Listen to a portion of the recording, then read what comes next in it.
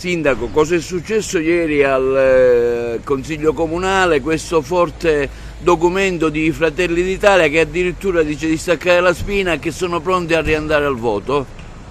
Una sua considerazione? Allora, io per quanto riguarda il comunicato Fratelli d'Italia l'ho letto bene, non è proprio questo il contenuto del testo. Tra le righe c'è scritto. Ma tra le righe c'è questo, però non è proprio, anzi può anche essere a tutela dell'amministrazione quello che loro hanno scritto. La cosa che mi fa specie è che non è stato votato il piano triennale delle opere pubbliche, che non è una cosa mia ma è una cosa della città. C'è un elenco di opere che pubblicherò in mattinata che già sono pronte, alcune già finanziate, pronte per partire, altre da finanziare, ma se non vengono inserite nel piano triennale non potranno essere finanziate. Sono tantissime opere che potrebbero veramente stravolgere la nostra città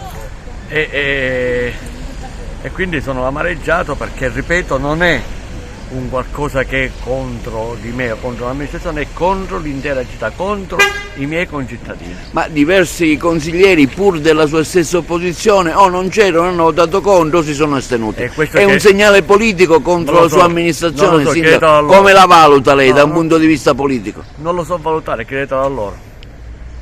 Per Agrigento, capitale della cultura, che novità abbiamo? Relativamente ai bandi, molti chiedono cosa bisogna fare.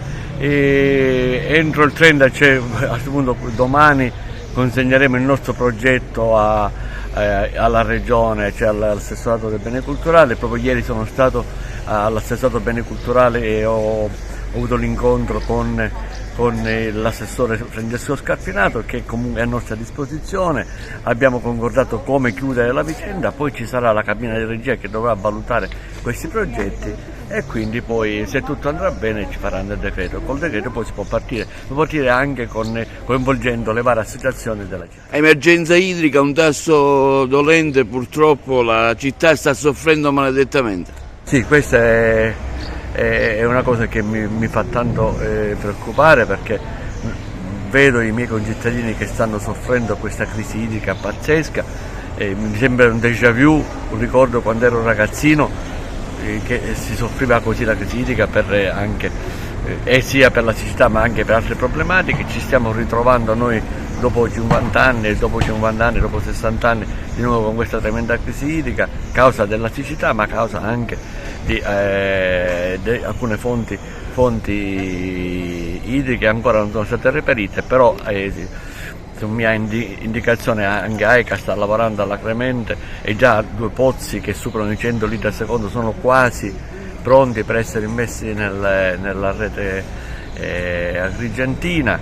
Finalmente ricordo quel finanziamento per la rifacimento della rete idrica è stato congelato, bloccato, quindi con questo voglio dire che appena arriverà il decreto della regione l'indomani potranno continuare, cioè potranno finalmente iniziare i lavori in teoria erano iniziati ma sono stati bloccati perché quel finanziamento europeo si era perso, però congelando la consegna dei lavori possiamo riprendere l'indomani. Certo, ci vorranno 2 anni prima che verrà realizzata la nuova rete idrica, però nel momento in cui sarà realizzata forse finalmente Agrigento può avere l'acqua quasi H24. L'installatore Porto Empedocle, che notizie abbiamo? Le autobotti, il piano della prefettura sta funzionando? Sì, il piano della prefettura sta funzionando, molti autobottisti si sono già convenzionati con AICA, si è stabilita una tariffa unica per il trasporto dell'acqua, quindi anche per favorire i cittadini e non esserci con delle tariffe diverse da trasportatore a trasportatore. Il piano delle autobotti quindi sta funzionando, ci sarà anche un piano di autobotti più piccole che serviranno il centro storico. Io tengo tantissimo ai miei concittadini del centro storico, ma anche i B&B e le varie attività, i ristoranti, i B&B, i pub che soffrono tantissimo questa crisi idrica. E poi per quanto riguarda l'installatore già ci lavoro io da aprile. Ricordate che ho consegnato proprio un documento a Musumeci, finalmente è arrivato anche il finanziamento dal governo nazionale, che è stato sancito, ecco, un patto tra la Meloni e Schifani. Appena il decreto sarà operativo, l'ingegnere Cocina della Protezione Civile regionale ha mandato da parte del Presidente di preparare il bando di gara. Lì ci vorranno pochi mesi per la realizzazione, anche perché non vi nascondo che personalmente sto facendo anche un'indagine di mercato per capire quale può essere quell'azienda più idonea e molto competitiva anche dal punto di vista economico.